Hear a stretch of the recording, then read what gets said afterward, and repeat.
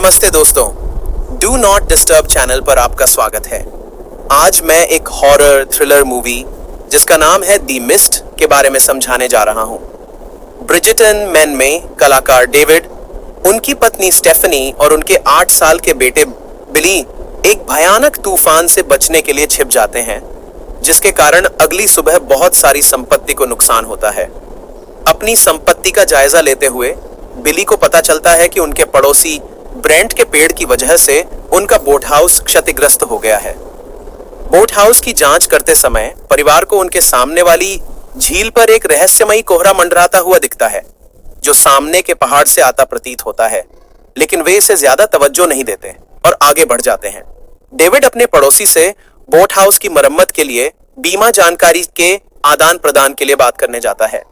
उस बातचीत में उसे पता चलता है कि तूफान की वजह से ब्रेंट की कार भी एक पेड़ के नीचे दबकर नष्ट हो गई है और एक एहसान के तौर पर वह ब्रेंट को अपने बेटे के साथ पीछे की सीट पर बिठाकर शहर ले जाता है। शहर जाते समय वे कुछ संदिग्ध सैन्य वाहनों को उनके विपरीत दिशा में जाते हुए देखते हैं।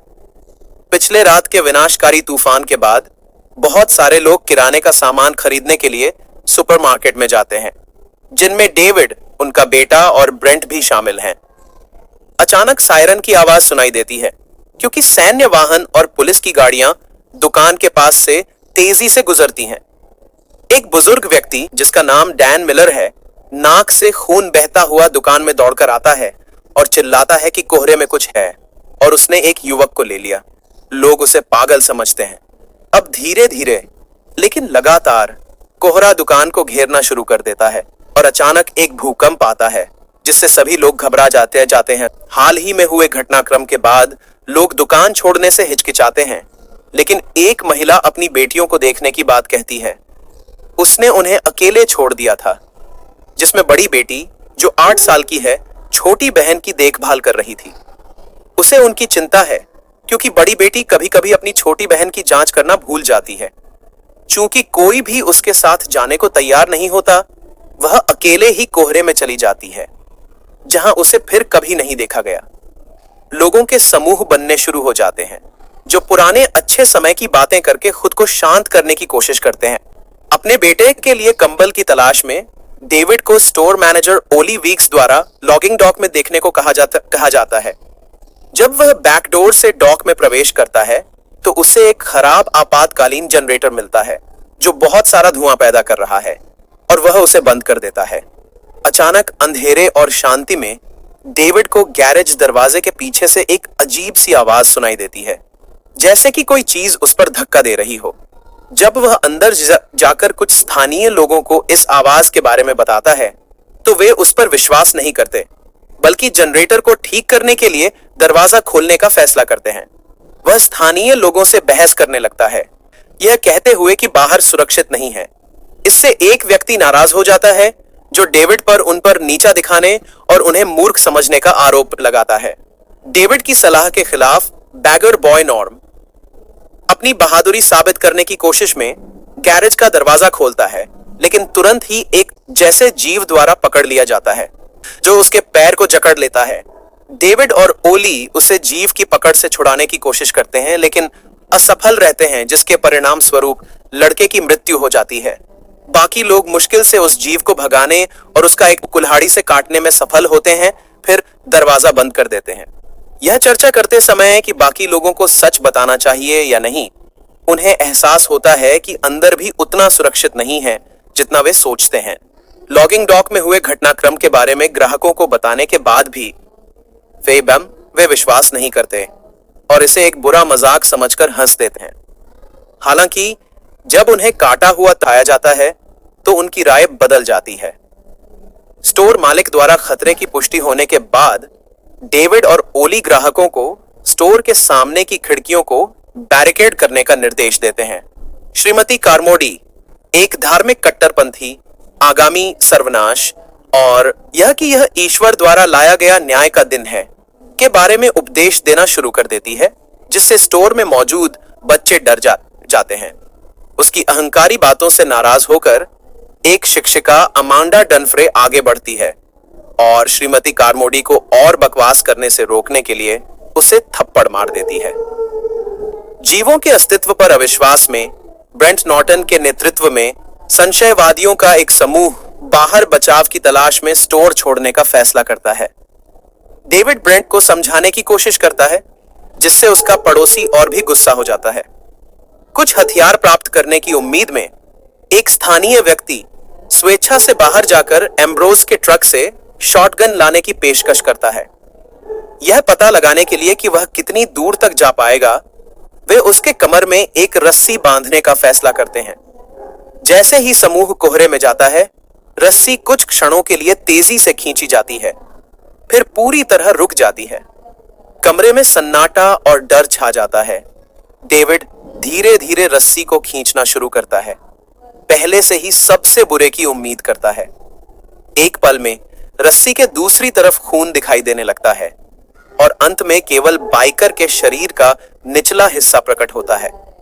पूरा स्टोर हक्का बक्का रह जाता है। बच्चों की आंखों को इस भयावह दृश्य से बचाया जाता है। अब जब लोगों ने सबूत देख लिया है, वे खतरे को गंभीरता से लेने लगते हैं। रात की तैयारी में कुछ लोग स्टोर में हर जगह रोशनी लगाते हैं, यह मानते हुए कि रोशनी शायद इन जीवों को डरा देगी। दुर्भाग्य से यह तरकीब केवल भयानक विशाल उड़ने वाले कीड़ों को आकर्षित करती है। खिड़कियों पर बार बार टकराने से कांच तोड़ देते हैं और स्टोर में घुस आते हैं। हर कोई घबराकर कीड़ों से भागने लगता है, लेकिन कुछ लोग व्यर्थ में ऐसा करते हैं। एक ततैया जैसे जीव सीधे स्टोर क्लर्क सैली की ओर उड़ता है और उसकी गर्दन में डंक मार देता है। एंस्यूइंग घबराहट में 2 लोग जीवों द्वारा मारे जाते हैं और एक व्यक्ति इन जीवों को जलाने की कोशिश में जलकर मर जाता है। सैली की मृत्यु से एक व्यक्ति जेसैप विशेष रूप से दुखी हो जाता है, जिसने कुछ मिनट पहले ही उसके लिए अपनी भावनाएं स्वीकार की थीं। श्रीमती कार्मोडी बाइबल के एक दृश्य का वर्णन करती है जो इस घटना को पूरी तरह से दर्शाता है और अराजकता में चमत्कारिक रूप से एक कीड़े से बच जाती है, जिसके बाद वह और जोर शोर से धर्म प्रचार करती है और बचे हुए लोगों में अनुयायी प्राप्त करती है। इस बीच स्टोर मैनेजर ओली बिली की जान बचाता है, एक जीव को गोली मारकर जो उस पर हमला करने वाला था। अगली सुबह डेविड के नेतृत्व में एक छोटा समूह चिकित्सा आपूर्ति और अन्य बचे हुए लोगों की तलाश में पड़ोस के फार्मेसी जाता है, जो वहां शरण लिए हो सकते हैं। अमांडा और अन्य लोग उसे इस विचार के खतरों के बारे में समझाने की कोशिश करते हैं कि वह अपने बेटे को अनाथ छोड़ सकता है, लेकिन वह फार्मेसी तक पहुंचने को काफी सुरक्षित मानता है, उन्हें याद दिलाते हुए कि बाइकर कितनी दूर तक गया था इससे पहले कि वह मारा गया। यहां तक कि श्रीमती कार्मोडी भी उन्हें जाने के खिलाफ सलाह देती है। अपने धार्मिक बातों में एक लंबा प्रवचन शुरू करती है जब उसे एक डिब्बे से सिर पर चोट लगती है। यह डिब्बा एक पूर्व शिक्षिका आयरीन रेपलर द्वारा फेंका गया था, जिसने उसे चुप करने के लिए कहा। कोहरे से गुजरते हुए वे वास्तव में जल्दी ही फार्मेसी तक पहुंच जाते हैं। चूंकि अंदर शांति थी, उन्हें लगा कि यह सुरक्षित है। हालांकि फार्मेसी के अंदर उन्हें विशाल मकड़ियों का घोंसला मिलता है, साथ ही ब्रेंट के नेतृत्व वाले मृत लोगों का समूह, जिनके शरीरों का उपयोग लाखों नई मकड़ियों के लिए अंडे देने की जगह के रूप में किया गया था। विशाल मकड़ियों द्वारा उन पर हमला किया जाता है, जो अपने जलते हुए जाले से शिकार की खाल उतारने और घायल करने में सक्षम थीं। पीछे हटने की कोशिश में डैन को निकास द्वार के सामने एक और मकड़ी मिलती है, जिसे वह केवल एक छड़ी का उपयोग करके क्रूरता से मार देता है। सौभाग्य से बाकी समूह सुरक्षित रूप से स्टोर में वापस आ जाता है। श्रीमती कार्मोडी, जिन्होंने इस अभियान का विरोध किया था, इस असफलता का उपयोग अपनी प्रभावशीलता बढ़ाने के लिए करती है, नए अनुयायियों को ईश्वरीय क्रोध से सुरक्षा की पेशकश करके। कई विश्वासी प्रार्थना के घेरे बनाना शुरू कर देते हैं, सभी नए लोगों को स्वीकार करते हुए। डेविड को फार्मेसी में मृत सैनिक के असामान्य अंतिम शब्द "मुझे माफ कर दो" याद आते हैं, जिससे उसे विश्वास होता है कि इस आपदा में सेना का कुछ हाथ है। स्टोर में उनके साथ बंद अन्य सैनिकों की तलाश में उन्हें पता चलता है कि उनमें से 2 ने आत्महत्या कर ली थी, शायद उस अपराध बोध के कारण जो वे महसूस कर रहे थे। जब तीसरे सैनिक जेसैप से पूछताछ की जाती है, तो वह खुलासा करता है कि बेस पर अन्य आयामों की खोज के लिए एक सरकारी परियोजना चल रही थी, और वैज्ञानिकों ने शायद एक ऐसे आयाम में द्वार खोल दिया हो जिसमें शहर पर आक्रमण करने वाले जीव मौजूद थे। इस खबर से गुस्से में श्रीमती कार्मोडी के अनुयायी जसेप को चाकू मारते हैं और उसे बलि के रूप में पेश करते हैं। वे उसे सुपरमार्केट से बाहर निकाल देते हैं, जहां उसे तुरंत एक विशाल प्रेइंग मैंटिस जैसे जीव द्वारा खा लिया जाता है। ऐसे दर्दनाक दृश्यों का अनुभव करने के बाद डेविड का बेटा बिली अपने पिता से वादा करने के लिए कहता है कि वह जीवों को उसे ले जाने नहीं देगा। अगली सुबह डेविड और उनका समूह, जिसमें अमांडा, उनका बेटा बिली, ओली बर्ड, आयरीन रेपलर और डैन मिलर शामिल हैं, स्टोर में बने पागलपन भरे समूह से बचने के लिए स्टोर छोड़ने की तैयारी करते हैं। जब सभी लोग अभी भी सो रहे थे, वे हान के दरवाजे की ओर जाने की कोशिश करते हैं, लेकिन वहां श्रीमती कार्मोडी से सामना हो जाता है। वह दावा करती है कि वह ईश्वर की दूत है और उपदेश देती है कि ईश्वर को प्रसन्न करने के लिए रक्त बलि की आवश्यकता है, उसे एक जीव के रूप में चित्रित करते हुए। वह मांग करती है कि बिली को अगली बलि के रूप में सौंपा जाए। से हंगामे में डेविड अपने बेटे की रक्षा के लिए उससे लड़ने को तैयार था। हालांकि ओली उससे पहले उसकी पागलपन की स्थिति में उसे गोली मार देता है। वह उसके सदमे में आए अनुयायियों को धमकाता है कि वे पीछे हट जाएं, जिससे समूह को भागने का मौका मिलता है। अपने सर्वोत्तम प्रयासों के बावजूद वह और दो अन्य लोग डेविड की वैन तक पहुंचने की कोशिश में जीवों द्वारा खा लिए जाते हैं। सौभाग्य से कम बर्ड स्टोर में वापस भागने में सफल हो जाता है।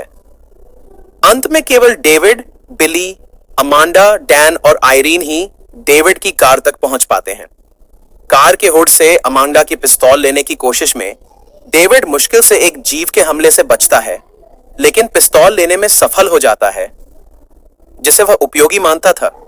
वे कोहरे के बीच डेविड के घर की ओर ड्राइव करते हैं, जहां उसे अपनी पत्नी स्टेफनी पहले से ही मृत और जालों में लटकी हुई मिलती है। जो कुछ उसने देखा उससे आहत होकर वह उन्हें सबको शहर से दूर ले जाने का फैसला करता है। रास्ते में वे हाईवे पर कई परित्यक्त कारों को पार करते हैं और एक विशाल 6 पैरों वाले जीव से सामना करते हैं। घंटों तक ड्राइव करने के बाद उनका ईंधन खत्म हो जाता है। कोहरे से बचने का कोई साधन न होने और उनकी कार की ओर डरावनी आवाजों के करीब आने के साथ डेविड अमांडा की पिस्तौल निकालता है। अपने चेहरे के हाव भाव से सुझाव देता है कि उन्हें भयानक मृत्यु से बचने के लिए खुद को मार लेना चाहिए। जैसे ही वह बची हुई गोलियों को गिनता है, उसे एहसास होता है कि एक गोली कम है। वह सभी को दर्द से बचाने और खुद को जीवित रखने का फैसला करता है। अपने बेटे को पहले गोली मारने से ठीक पहले बिली जाग जाता है। उसके सिर पर पिस्तौल होती है और एक गोली चलती है। उसकी यह इच्छा कि जीव उसे न ले जाएं, अच्छे या बुरे के लिए पूरी हो गई थी। डेविड बाकी 3 बचे हुए लोगों को शेष गोलियों से गोली मार देता है, फिर कार से बाहर निकलता है। दर्द से चिल्लाते हुए जीवों से ले लिए जाने की प्रतीक्षा करता है। वहां इंतजार करते समय अचानक कोहरा छूटने लगता है और अमेरिकी सेना की एक बख्तरबंद टुकड़ी का अग्रभाग प्रकट होता है, जो जीवों को खत्म करने और व्यवस्था बहाल करने की प्रक्रिया में है। एक ट्रक पर वह उन लोगों को देखता है जो उनके जाने के बाद बचाए गए थे, जिसमें वह महिला भी शामिल थी जो अपनी बेटियों को देखने गई थी। उस पल में डेविड को एहसास होता है कि उसने अपने बेटे और अन्य बचे हुए लोगों को व्यर्थ में मार दिया और वह दर्द में चिल्लाता रहता है।